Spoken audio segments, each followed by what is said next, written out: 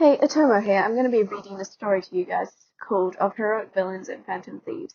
This is by Lily Penwielder on Archive of Our Own, and it's a 4-chapter piece just under 9,000 words. The link to the original fic should be in the first line of the description below. I've been granted permission to read this fic, and I'll also be uploading the audio version to Archive of Our Own with links to her original piece as well. This is my first time trying to create a podfic of a story, so please don't be too harsh on me if I mispronounce words. I tend to get a little tongue-tied whenever I'm doing it to a device. I'm not doing any of this to get paid, I'm just doing it because I've got spare time, so please don't be too harsh on my schedule. I try to do this when there's no one listening in at home. But without further ado, let's get on to it.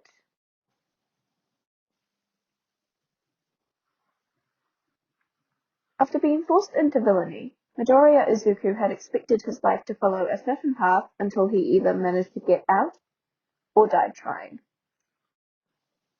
All that gets thrown to the wayside, however, when a certain undercover hero infiltrates their gang. Recognizing the hero immediately, Izuku's life takes an unexpected turn as he keeps that information to himself, vowing to help the hero take down the big boss once and for all, or die trying. Sometimes Izuku takes a look around his life now and thinks, how did I get here? The answer isn't overly complicated. He'd been a struggling college student and his apartment had flooded. He'd been sleep-deprived and anxious and so fucking desperate not to have to go back home like the failure he'd always been, that when he'd heard about an availability in another building, he'd jumped. No questions asked. Those questions should have been asked. He has no excuses for failing to read the fine print on the lease agreement, but here he is now, over a year in, and still paying dearly for it. Just not with money. There'd been a clause, you see, about missing rent by even a day, and it had stipulated that simply paying late would not be enough. The renter would owe one favour, or the monetary equivalent thereof, for every day a payment was late, which would have been fine if the favours mentioned were just yard work or chores or upkeep duties around the property, and if the agreement hadn't tied Izuku to the apartment for a minimum of 5 years, and if the owner wasn't allowed to randomly raise the rent every couple of months. It had gotten him good, and there was no way out but forward. The boss had started him off slow with pickpocketing, threatening to break Izuku's fingers if he didn't put them to work settling the debt. And Izuku had worked the streets in his rapidly dwindling spare time till he had gotten so good at it he could tell at a glance which passerby could spare the wallet or change and which would be going hungry if he took so much as a single yen. He didn't know whether to be proud or horrified at the accomplishment. Time passes, and still Izuku takes just enough to fill his daily quota, and no more, slipping the rest of his take into the pockets of those who looked like they needed it more. He knows his fellow workers aren't as scrupulous about it, knows they line their own pockets with the extras or set it aside for their next month's rent, knows most of them keep at it longer than they strictly have to work off their debt. But Midoriya Izuku had been forced into this in every sense of the word, and he refuses to embrace the lifestyle as they have. One day his contract will expire, and Izuku will be ready. He'll be packed up and ready to move out, with the fervent hopes that the boss doesn't manage to murder him before he can anonymously tip off the police about what's been going on in this building. Till then he does what he must and no more, treading the line between not compromising on his morals while still doing what they tell him to, lest they go after his mother as they'd threatened to at the start. It feels selfish to do nothing about it in the interim, but Izuku has kept his eyes on heroics long enough to know how it goes. If he incriminates himself at all, then somehow he'll find himself solely pinned with the blame. That's just how it goes for quirkless criminals. They're called too stupid for anything but a life of crime, and yet somehow everyone is quick to believe that they were also the ones in charge. No. Izuku needs to be on a plane to America by the time the story breaks, and he needs to be free from his contract when he leaves, or it could impact his fresh start. Sometimes Izuku wonders if he's actually that optimistic about his future, or if he's just in denial. The odds of him living that long and actually making it out alive are... Well, Izuku has done the math before. He doesn't need to do it again. For now, though. For now, he's stuck tight. And it's only getting worse. Izuku had always been small and plain-looking, and therefore easily overlooked.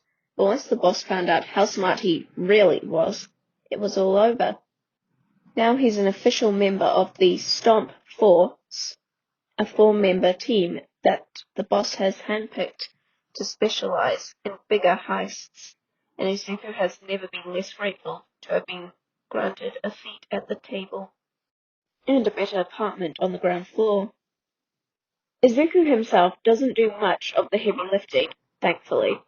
He mostly just has to stay in the van with the blueprints and floor plans, coordinating the members and keeping the car running, and helping to plan the actual heists, of course. It's not at all what he wants to be doing, but all he can really do at this point is keep his head down and his gloves on and try to keep things as peaceful as possible without leaving any incriminating evidence behind that will tie him to the crimes. He knows the big boss is always sure to keep any and all evidence tucked away for rainy days to ensure loyalty, but Izuku is hopeful that anything the boss could possibly have on Gopher is too circumstantial to hold up in court. There's no way to know for sure, though. The days continue to drag on, each bleeding into the next, and Izuku trudges through them, trying his best to enjoy the bits of friendships he's managed to forge with Whiplash and Mirror, as he counts down the years and days and hours and minutes till he'll finally be free. And life would have continued dragging and bleeding together in much the same vein had Izuku not recognized Rook the moment he had walked in to answer their boss's call for a temporary fifth. It's been 4 years since the single instance Izuku had first glimpsed him. 4 long, brutal years, and Izuku would not have remembered him at all, much less been able to recognize him on sight, if not for one thing. Kachan. Well, more specifically, that Izuku had been hit hard by his UA rejection letter, followed of course by his frankly terrible start to the high school he did get accepted to, and had only agreed to watch the UA Sports Festival at all because it was a yearly tradition at that point, and he didn't want to upset his mum. And then, everything had changed. The screen had filled with a blonde boy laughing maniacally in only a slightly quieter manner than Kachan himself, and Izuku had been unable to look away. The footage hadn't shown what the boy had been saying, hadn't even been overly focused on that one battle in the corner at all, considering what was going on in the center with the team carrying the 1,000,000 points. But Izuku had started watching with eyes peeled for Kachan's team, and hadn't been able to stop himself from tracking the maniac boy around the area, desperately hoping against hope that someone would finally manage to knock his old friend down a peg. And then, someone had. The blonde boy with the blue eyes and twisted smile had copied Kachan's quirk with a laugh and then used it on Kachan himself before snatching the headband right off his head. And Midoriya Izuku had sat there on his couch, stunned and almost completely overwhelmed by the feeling that had rushed through him at the simple interaction. For the first time in a long time, Izuku had felt able to breathe. Kachan wasn't all-powerful. Kachan wasn't perfect. He wasn't even the best. And Izuku could finally be free of him. He had cried when Kachan had knocked the boy down and taken not only his own headband back, but the rest of the headbands too. It just hadn't seemed fair that Kachan should win and this boy should lose, when he'd given Izuku so much just by punching Kachan in the face. And then had come the worst realization of all. The boy hadn't placed. He hadn't made it into the one-on-ones, and subsequently had never been individually introduced by President Mike. Izuku hadn't ever been able to learn his name. He'd waited a full year to catch a glimpse of the boy in the next festival and hopefully, finally, learn it. But the boy hadn't been there. Not then, and not the next year either. And Izuku has long wondered what had ever happened to him. But now here he is, strolling into the hideout on the ground floor of the apartment complex, with that same manic smile that Izuku hasn't seen in 4 years. And Izuku has one moment to think that the boy must have been expelled from UA, must have gone through similar hells as Izuku himself, to find himself betraying his hero dream and become what is essentially a villain. But then the boy is introduced as Quirkless, and all the pieces finally click together. The boy did go on to become a hero, just not a spotlight one. He had obviously been tapped in his first year to go underground, and that's why he wasn't at either of the later sports festivals. He is a hero that is undercover, and has probably infiltrated the group to finally take them down. Izuku can only feel relief that it will all be over soon.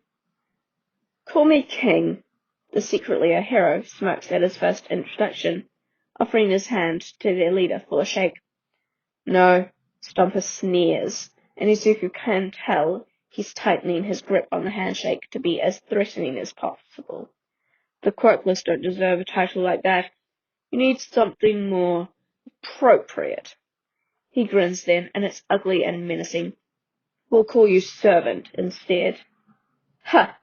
King/servant/manic QA student laughs. Touché. I'll settle for Rook, then. No can do, Servant. Quirkless nobodies that dare to overstep ought to be taught their place. Oh hey, Gopher over there's Quirkless too, Whiplash grins, shoving between the two of them like she can't feel the tension in the air, and staring Rook over to Izuku, as if that fact alone is supposed to make them besties now. Stomper grumbles about having 2 weak asses on the team now, before tugging his coat on forcefully and stomping out. Mira immediately hops off the table with a grace Izuku knows is hard-won from years of training and follows after him. Izuku pushes down his feelings and pastes a wide smile on his face as he gives a jaunty wave with a hand that only shakes a little. Welcome to the group, Rook.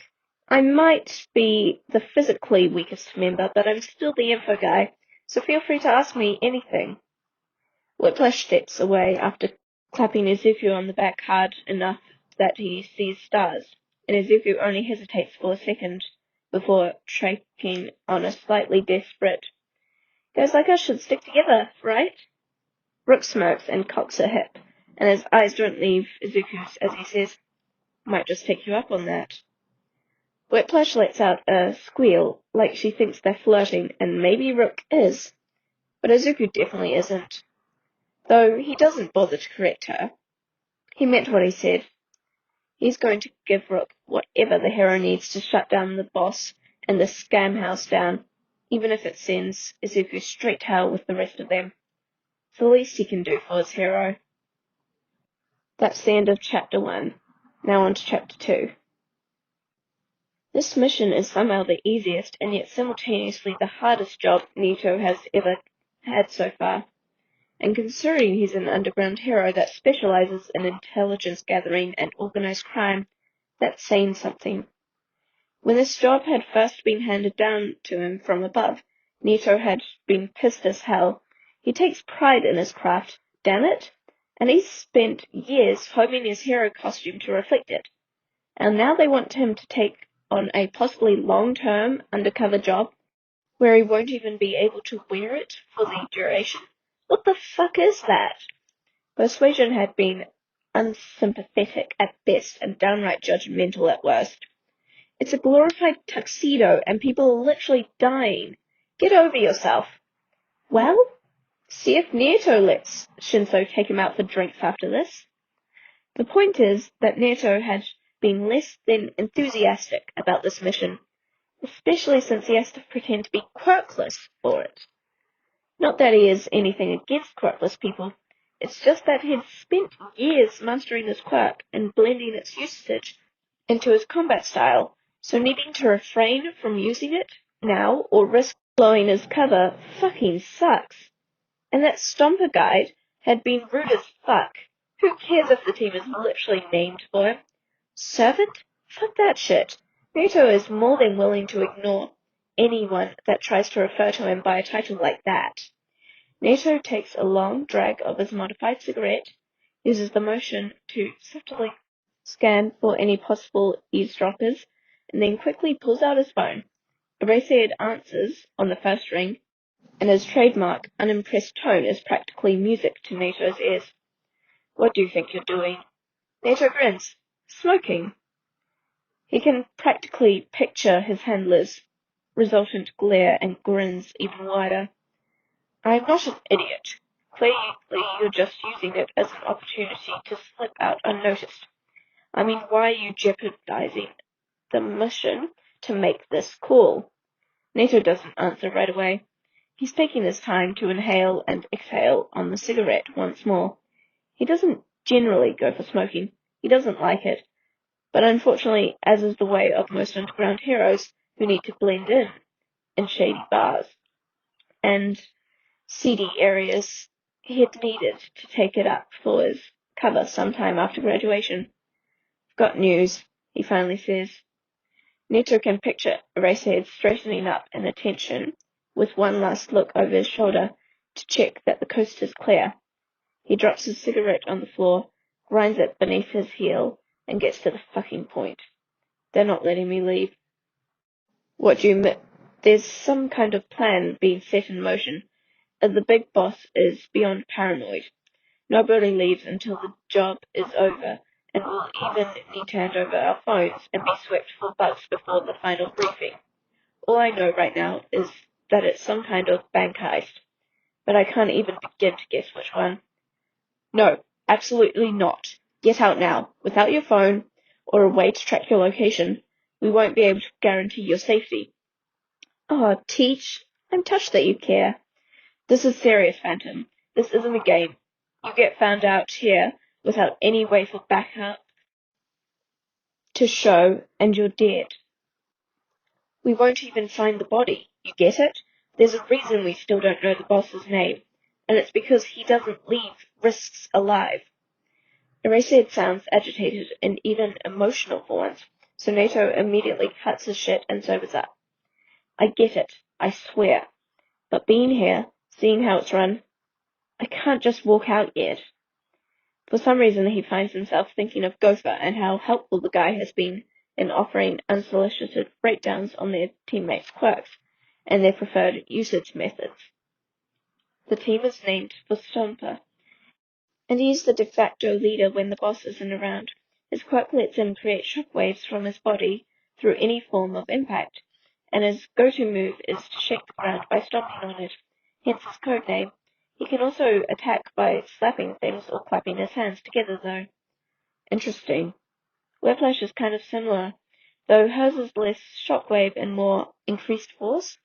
I don't know how to explain it, but if she ever claps you on the back, you'll see what I mean. It really rocks through you, more than you would expect from just a friendly little tap. So you do not want to get punched by her. Noted. And Mirror, well, honestly, none of the group have much imagination when it comes to name. She can mirror people, literally. So what that looks like in battle is that she syncs up to the movements of her opponent, allowing her to predict and counter their every move. And in the case of her opponent possessing a projectile-type quirk, if she's already synced up to their movements, she can temporarily mirror the quirk use itself to send their attack back at them. And here Gopher had paused before flustering oddly. Which is weird, right? Because quirks that can copy other quirks, even temporarily, don't really exist. It's super rare, isn't it? Neto still hasn't managed to figure out what had bothered Gopher so much. The closest he can figure is that Gopher is either jealous or apprehensive of quirks like that, which kind of makes sense considering Gopher doesn't have a quirk of his own. What do you mean you can't leave yet? Eraserhead snaps. This case isn't worth your life. Nito's mind continues down its track, and he remembers how Gopher speaks of the big boss with nothing but contempt and vitriol. His voice hushes slightly as he adds, "There's more going on here than a simple group of four villains pulling the occasional heist. There's a big man involved, and I'm not going anywhere until we nail him." He can picture Eraser's eye roll from here. "And how do you expect to do that?" Nito smirks. "Easy. I have a secondary phone they've been contacting me on, so I'll just hand that one in instead. As for the bug in electronics week, I'll just pop the battery out of my phone for that, and only pop it back in when we're en route. And I've confirmed the boss is accompanying us. You can track us, stop the heist, make the arrests, and everything will be hunky-dory. If the boss decides not to accompany us, then I'll lead you to his location after, when we drop off the goods." Silence stretches, and Nito can't help but pick up on his handler's uncharacteristic agitation at the danger. He lowers his voice and attempts a more respectful, "That'll work for you?" A sigh, and then a subdued, "Yeah, Phantomn, that'll work." So none of us know who the boss man really is, as I'm sure you all already know, which is why the heist tomorrow is such a big deal. Till now we've only gotten instructions over the phone or through a proxy, so it's definitely something big going on, your own presence here notwithstanding. Nito nods and settles in for a much appreciated info dump as Gopher continues chattering away at him. The Quirkless genius had been waiting for him when he'd returned from his smoke break. Now the two are settling on the couch as Gopher rapidly spills whatever thoughts seem to come to him as he pores over some blueprints on the coffee table. "Oh, well, Stomper does know the boss's name, but considering he's the only one of us on the team that's here willingly, it makes sense. That's also why this is his team, honestly, even though Mira is the one that's the strongest of us. Not physically, of course. I mean, performance-wise, considering she's trained in combat for years and utilizes her quite gracefully while Stomper's more bait." Gopher cuts off as his face slams into the coffee table from a sudden hit to the back of his head. Stomper sounds downright murderous as he growls, "Servant doesn't need to know any of that. Just stick to the plans." Nito half rises out of his seat, eyes narrowed in hatred, because regardless of the mission, he just can't stand bullies, and there's no way he's letting Stomper get away with it. Gopher's hand catches his sleeve before he can get far, and Nito turns back to stare. The little genius doesn't pick himself back up until they can both hear the sound of the door slamming behind Stomper's retreating form. "Sorry about that," Gopher laughs sheepishly, his free hand holding his nose while the other continues to grip at Nito's sleeve. "I tend to ramble if I'm not cut off, so..." He clears his throat awkwardly. Where were we?" Nito doesn't answer, too busy scowling at the door Stomper had disappeared through, though of course the brute himself has long since left their line of sight. He clenches his fists and wrenches himself free of Gopher's grasp before getting to his feet and dragging the other guy with him to the kitchen. "Shut up," he snarls, digging through the freezer for an ice pack in agitation. "You don't apologize for shit like that."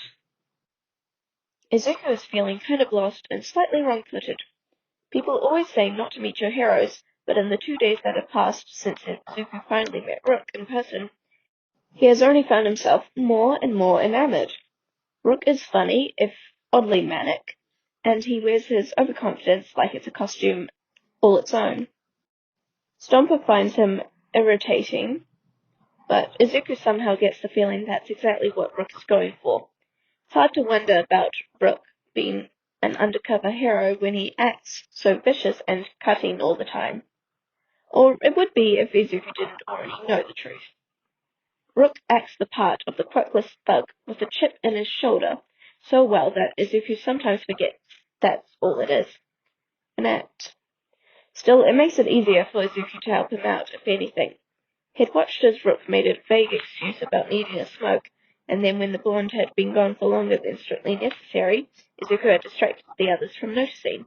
He'd told them he was going outside to join Rook, but then had merely stood guard instead, catching the undercover hero on his way back inside and immediately drawing him into a heated conversation, so it would look like they'd been talking outside for a while. Rook clearly doesn't know that Izuku has figured him out.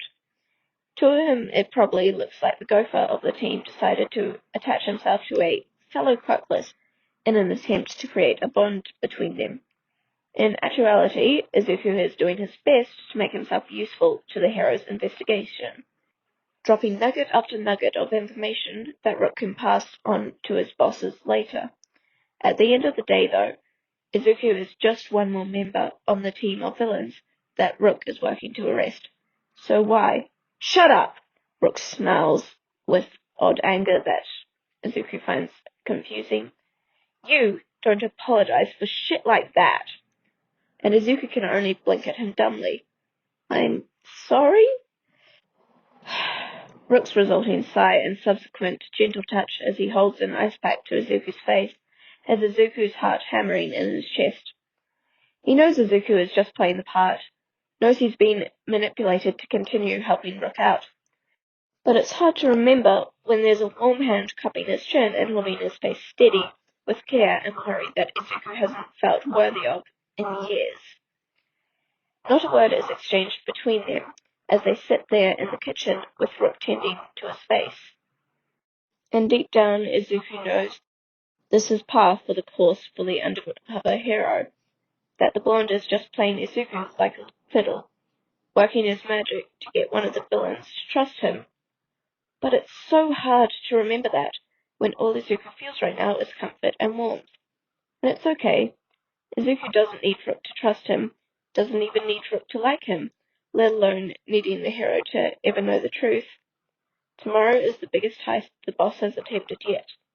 Tomorrow, Izuku will finally meet the boss face to face, without any masks or phone or lackeys in the way. Tomorrow, the boss will be joining them for the first time, and if Izuku can just get them all caught, then everything will finally be over. One way or another, everything ends tomorrow. So Izuku continues to sit silently on the kitchen counter, and when Rook removes the ice pack to study Izuku's face for bruising, and pokes gently at his nose to test for breakage, Izuku leans slightly into the touch. It's alright. Rook is more likely to do what Izuku needs him to do if the hero thinks he's got him firmly under his thumb. Izuku can play this game too. There's just not as much of a prize for him if he wins. That is the end of Chapter 2. Chapter 3 is next. The air in the van is stilted and heavy. Izuku grips the steering wheel so hard his knuckles ache. Of course he's the one sitting up front. Of course he's the one driving. And of course he's the only one without a mask to protect his identity. That's just the way it always goes for him. Although, there is one thing that's different. Sitting up front beside him in the shotgun seat that's usually left empty is Rook, a surgical mask covering the lower half of his face and a cap obscuring the rest. That means something, Izuku thinks, because if it was just about the Quirkless thing, then Rook should be treated the same as him, but he isn't. So it's got to be something else. Izuku slows to a stop at a red light and resists the urge to glance at Rook again. He eyes the rearview mirror instead, where, besides view out the small back window, he can also make out Mirror, Whiplash, and Stomper decking themselves out in tactical gear. He taps a nail against his teeth as he continues to think. He's the front man, the stooge. He doesn't get a disguise because he's set up to be the cool guy just in case. And looking back, he'd been that way from day one. But Rook isn't. Rook has been placed up front with him where he can watch and learn side of things before joining the others at the bank.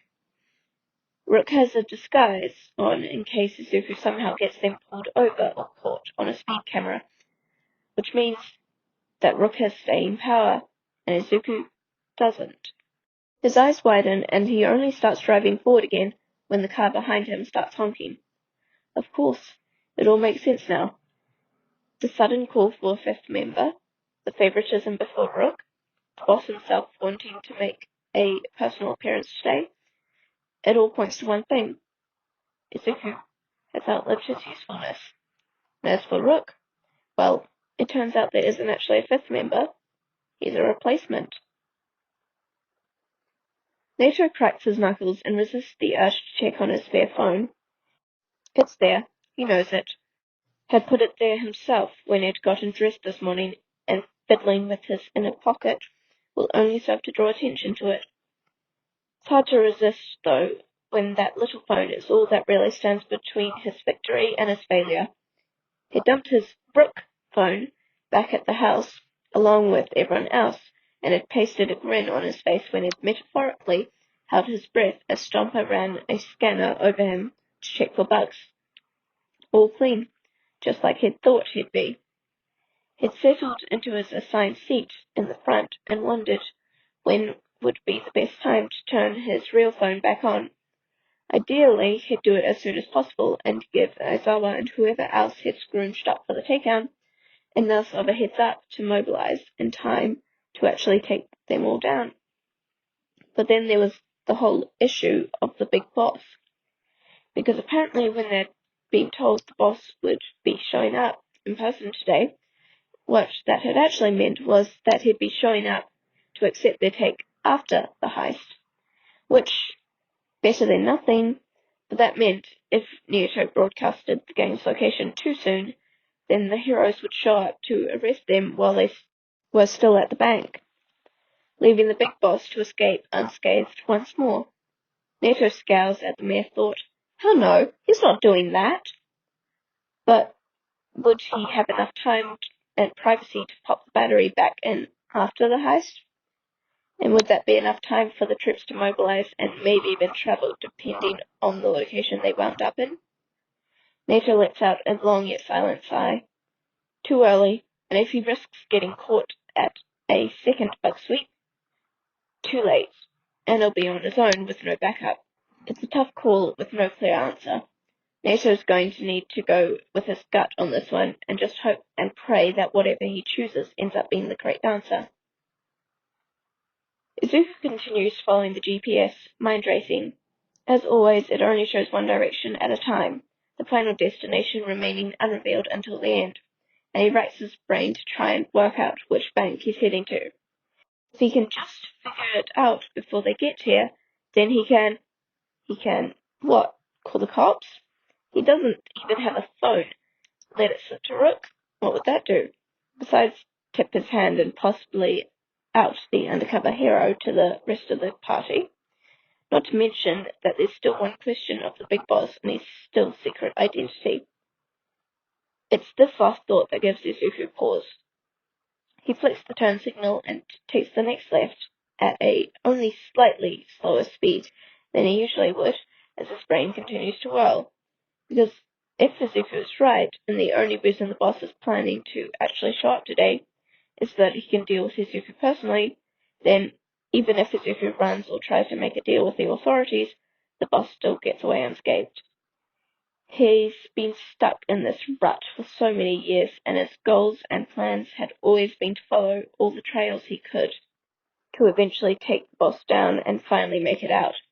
He'd dreamed of a better life for so long, and here he is, at the culmination of all that hard work. He's going to meet the big boss today, the only one who was really in charge all those years ago, when Izuku's shitty landlord had trapped him with that scummy contract and ruined his life. There's an undercover hero right here who will see the boss's identity as well, and Izuku trusts him to finish off what he'd started and finally take this group down. Izuku's lip pulled back into a smile at the very thought. He'd already decided after all, hadn't he? On that fateful evening when he had finally met Rook for real and figured everything out. He's going to do everything he can to help the hero take them down, even if that means he might not live to see it. The GPS device chirps its final instruction. Continue on for the next 3 miles, then your destination will be on the left. And Gopher gives an odd little nod to himself before turning right and pulling into a gas station. Hey! Stompy yells from the back, leaning forward to whack on the back of Gopher's seat harshly. No detours, we're on a time crunch. I know, Gopher responds softly, an odd air of solemnity seeming to hang over him. but the tank's only half full, and there's a chance we'll need to make a getaway after the bank. I don't want us to get caught because I had to stop for gas on the way to meet the boss after. Stomper's face twitches oddly the more Gopher talks, and then he seems to almost visibly bite back whatever snappy retort he had been about to make. Fine, he sneers back instead. You have 30 seconds. Gopher's out of his seat and at the pump almost instantly, and Nato takes a single second to ascertain that Stomper and the rest are busy watching Gopher before slipping his phone out of his pocket, popping the battery back in, and sending a quick, hold, track me message to Aizawa. Hey, previous dilemma be damned. He's not one to look a gift horse in the mouth, and Gopher had thankfully provided the perfect opportunity for Nato to set the stage for the grand finale. The phone is back in his pocket by the time Gopher slides back into his seat, and the poor guy lets out a whoosh of breath like he'd been holding it the whole time he'd been rushing to fill up the tank. Nato almost wants to pat him on the arm or something in a silent show of support. However useless the Juicedom may be, before he can, however, Gopher is shifting the car back into drive and heading for their destination once more. Izuku faces forward and watches the streets go by with a steadily rising anticipation. This is it. They're almost here. Just one last heist and then the biggest takedown of the century. Nato can practically smell the celebratory beer already. Except Gopher pulls up outside a nondescript building on the outskirts of town, and Nato bites back a confused frown. That? It's not a bank. It's not a bank at all. That's the end of Chapter 3. On with Chapter 4. Let's go, Stomper yells, wagging the back of Gopher's seat once more, for no discernible reason other than to be an arsehole. Time's a wasting. Nato slowly gets out of the car and absently shuts the passenger side door behind him. What is going on here? Was the planned heist never about money? Are they here to steal something else?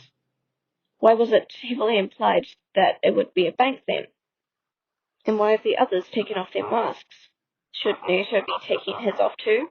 The fuck is going on? Hey Gopher, Stomper shouts, leaning back into the van through the still open back door. Get a move on. We haven't got all day. Nato stops.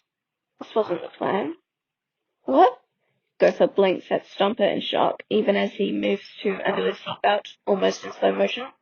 Aren't I staying in the van to keep the engine running? Not today, dumbass. Let's go. Gopher takes a deep breath and reaches for the keys with his hands that still visibly tremble. Yeah, all right. Okay. Be right there. Gopher purposefully slows his own pace, absently stashing his face mask in his pants pocket as he follows behind Mirror and Whiplash. They are already ascending the front steps, while Stomper impatiently waits for Gopher to lock up the van. This wasn't in the plan. The building doesn't match the blueprints they've studied. Gopher wasn't supposed to leave the van. And what all that means is, back! Gopher yells as he trips over a step and crashes into Nato's back. His hands grab at Nato's jacket to keep himself from falling, and Nato carefully twists around to help Gopher stay on his feet without dislodging the other's hold. Stomper stomps past them with an eye roll and muttered, fucking typical. But Nato ignores him. Gopher is probably as stressed as he is about everyone suddenly going off script. On second thought, maybe less, since Gopher doesn't need to worry about being found out. Sorry, Gopher manages, finally letting Nato go and ducking his head as he falls into step beside him. Don't mention it, Nato mutters reflexively, already back to thinking about what's going on and what it all means. He regrets now that he'd told Izuku to hold off on showing up, to merely track their location for now. He'd thought they were going to the heist first, because that's what he'd been told after all. And he hadn't wanted the cops and heroes bursting in and breaking things up at the bank before he could meet the boss behind it all. But now it's looking like they secretly flipped the script at some point, heading for the boss first and the heist after. Or maybe not at all. And while that means Nato is glad he's already turned the phone on at least, and had them start tracking his location, it also means his last message had been for them to hold off on storming said location until his signal, and what that means is he's walking into the boss's lair with an active tracker in his pocket, a phone he's not even supposed to have, and there's no time to send off another message or even to ditch the phone in the seconds he still has before he reaches the front door, and, well, Nato is probably screwed, is all.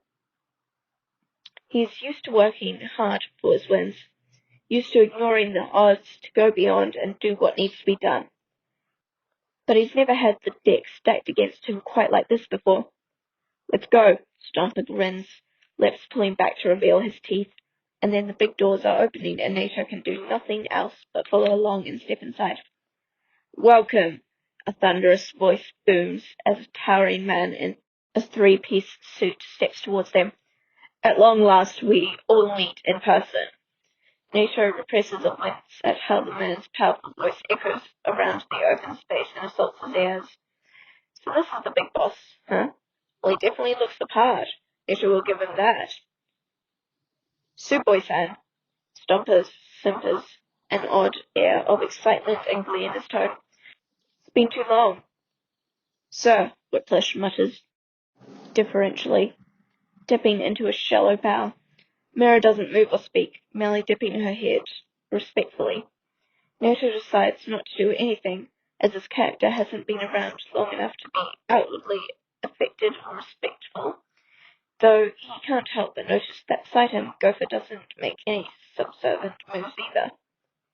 I'm sure you're all wondering about the change in plans, Suboi-san continues, half turning with a wave of his massive arm to get everyone to follow him out of the foyer and into a large dining room. You see, it had come to my attention that many of the banks in the city had been alerted to the possibility of an infiltration today. Neto's steps falter, but luckily he's in the back, so no one appears to notice. No measures were being put into place to stop anything, of course, merely a brush-up on what to do and who to call, with the more vulnerable employees being outfitted with protective gear and, well, I had myself a good long think about how exactly such a thing could come to pass, and I arrived at a very likely scenario. He stops, then turns back to face them all with a wide and feral grin. Would you all like to hear it? Stomper steps over to Mira and begins patting her down in a clear search for bugs and wires. Nato breaks out in a cold sweat. Fuck, he is so dead. You see, it occurred to me that someone on this team must have spilled the beans to the authorities. Stomper releases Mira and moves over to Whiplash. And the reason they did not simply put a stop to our plans was because they needed to catch you all in the act, in order for the arrests to stick. Evidence of that caliber tends to be ironclad, you understand. Stomper reaches Nato, and he takes a deep breath and weighs his options. It'll only be a matter of seconds before the guy finds the phone in his jacket pocket and Nato needs to be ready. As soon as Stomper pulls it out, Nato needs to touch him and copy his quirk. Then, right as he turns to tell the boss what he found, Nato will use his quirk too. Stomper unhands him and reaches for Gopher. What? Nato can do nothing but stare because there's no way. There's just no way that at this critical moment, Suboi-san spiel, that Stomper did such a shit job of shaking him that he didn't find the phone. And then it hit me. The one person on the team that never leaves the van, and would have therefore been able to evade capture easily. Isn't that right, Gopher? What? And Gopher smiles, a wobbly, shaky thing, and before Stomper can even finish searching him, he pulls a phone out of his pocket. Not just any phone, Nato's phone. And with that same fixed smile on his face, Gopher throws it to the ground, hard enough that it shatters into pieces. It's been broadcasting our location since we stopped for gas, Gopher says, and now that the signal has abruptly cut off, I'd say we've got maybe 5 minutes before the heroes swarm the place. No, this wasn't supposed to. How did he? Always too smart for your own good. Stomper growls, throwing him to the ground with a harsh shove, and Gopher smiles impossibly wider. Yeah, I get that a lot, he says. Izuku has never been this terrified before in his entire life, and yet he also feels strangely triumphant and oddly calm. Everything he has been working towards has all come down to this moment. I must admit myself curious, Tsuboi-san says, one hand held up to ward off Stomper's next move. You say you've been broadcasting since the gas station. I imagine that was when you turned your hidden phone on. But things have gone to plan. You would have been able to do so in the van outside the bank upon your arrival, and yet somehow you knew you would not have that opportunity, What gave it away? Izuku forces a laugh because honestly he'd simply been banking on Rook being desperate enough to grab it at any available moment Izuku could give him. But he can't exactly say that, right? And hey, the longer he talks, the longer he can stall till the heroes arrive. He might even manage to stay alive that long. It was the directions that tipped me off. I've been a getaway driver long enough to know that the GPS is always pre-programmed not to reveal the final destination until the last step. So I studied the maps to every bank we could feasibly be sent to based on the blueprints provided. I noticed almost immediately that we didn't seem to be heading towards any of them today, but I held off until the final step since I couldn't be sure that you weren't just trying to throw me off with wasted detours. It was a stroke of luck that I spotted the gas station when I did. My backup plan was to short stop at the next red light, but even with my skills that would have been much trickier to pull off unnoticed. In all honesty, he might have been able to do that. The only one close enough to see would have been Rook after all, and Izuku is almost positive he wouldn't have said anything to the others. But then again, in actuality, all Izuku had really needed to do was bump into him on the way in and steal the phone from his jacket. So he should probably thank Rook for making it so much easier for him. For now, though, Izuku is avoiding even looking at Rook, unsure of what expression the hero could be making at the absolute bullshit Izuku is spouting. I see, Tsuboi-san hums, motioning Stomper forward again. I suppose I should be flattered that you went through all that trouble. But why? Whiplash suddenly bursts out, stepping forward slightly with his hands clenched into fists. Her mouth is set in an angry line, and it is only her eyes that betray her inner hurt. Izuku smiles at her, tired yet happy, pleased with himself yet saddened that he'd hurt his one friend all this time at Stomp Force. I'm tired of this life. Been that way for a while, if I'm being honest. His shrug is careless, even as he raises his hands above his head in a gesture of surrender that he knows will not help him here. I guess I just wanted the chance to be a hero at least once before I die. The actual hero in the room makes as if to step forward at that, and Izuku stops him with a small shake of his head. No point in the both of them dying here today. Rook's backup will arrive in time to arrest the 4 villains. He knows that. Whether Izuku is still alive when they do doesn't really matter in the grand scheme of things. He's just a quirkless pickpocket after all. Doesn't even merit the word villain. Dying so the undercover hero can live sounds like a pretty good deal to him. There's a split second after Gopher stops talking when nothing happens, and Neto almost believes that reinforcements will burst in right then everything will be okay. And then Tsuboi-san lets out a disappointed sigh. Such a shame. You really could have made something of yourself, Midoriya. Gopher opens his mouth, but before he can respond, Tsuboi-san flicks out his hand. The nail of his pointer finger shoots forward, suddenly long and wicked sharp, and with an almost bored follow-up gesture, the boss sends it forward to pierce Gopher straight through his chest and out his back, pinning him to the floor behind him in the process. Gopher lets out a wheezing laugh that has blood splattering against the ground before him. Like you weren't already training my replacement, he gasps. Facts race through Neto's mind as he stands there, frozen in indecision at the sudden turn this mission has taken. The heroes aren't here yet, and revealing myself right now means a 4-on-1 battle, with the boss able to hold Gopher in place as a hostage. 4 quacks against me, not having copied any yet, not to mention blood. Coughed up blood indicating the strike has, at the very least, caused injury to the arteries in his lung or lungs. And if the hit did impact his lungs at all, then at least we're dealing with a pulmonary constitution, which is the most common type of potentially lethal chest trauma. The risk of death depends on the severity, but considering he's already coughing up blood and struggling to breathe, not to mention the blood loss from his main injury, his chances of survival are still too smart for your own good, Suboi-san tisks, shaking his head in mock disappointment. It really is a shame that I have to kill you. He's not bleeding that heavily yet because the object is inserted in the wound. If the boss removes it, then...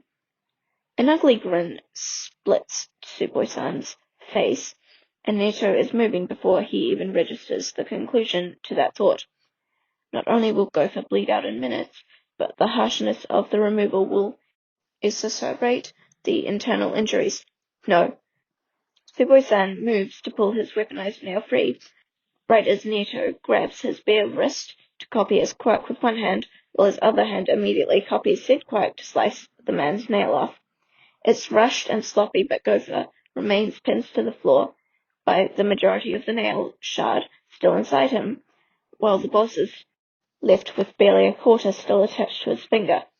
Neto doesn't give him time for anything else, quickly kicking out to send the man flying into mirror, while the rest of his own nails grow long and sharp to keep Stomp at bay.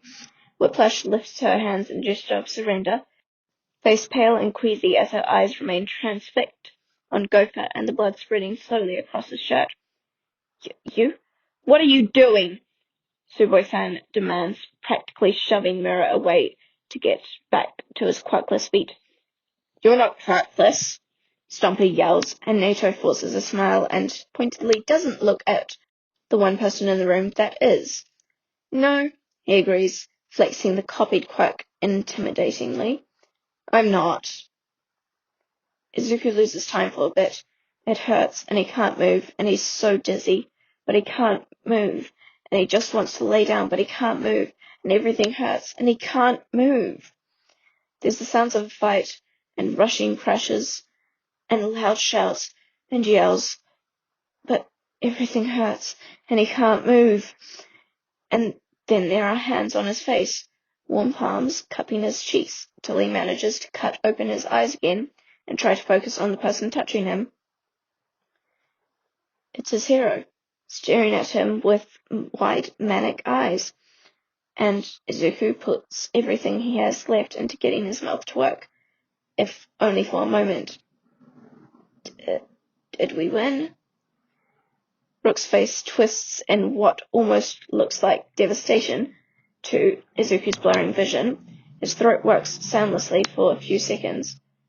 Or maybe it's Izuku's wavering sense of hearing. How did you know? The hero asks softly. What gave me away? And Izuku smiles as his vision starts graying out at the edges. What would have recognized you anywhere?